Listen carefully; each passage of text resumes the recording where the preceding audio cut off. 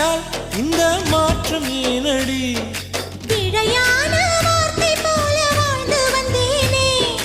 உன்னை பார்த்த பின்னே என்னை திருத்திக் கொண்டேனே புரியாத கவிதை போல வாழ்ந்து வந்தேனே